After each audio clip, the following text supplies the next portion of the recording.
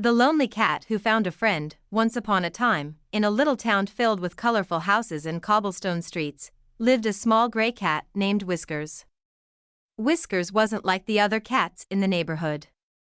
While they played in the sun or chased butterflies, Whiskers stayed by himself.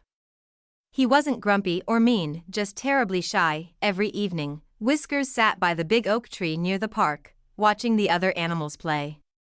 He wished he could join them, but he didn't know how. What if they don't like me?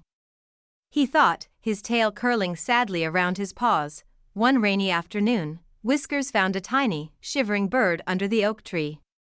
The bird's wing was hurt, and it looked frightened.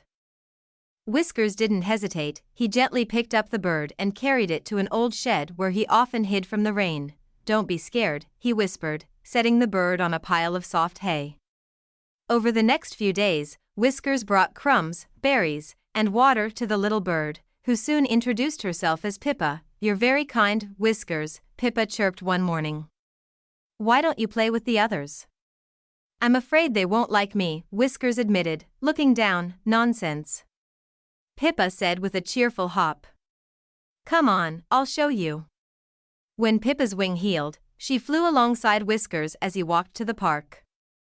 At first, Whiskers hesitated, but Pippa chirped encouragement from his shoulder. Slowly, Whiskers stepped closer to the other animals. To his surprise, the dogs wagged their tails, the rabbits smiled, and even the squirrels invited him to join their game of tag. For the first time, Whiskers felt he belonged. From that day on, Whiskers was never lonely again. And whenever he saw someone sitting alone, he'd say, "Come play with us." The end. Paw prints.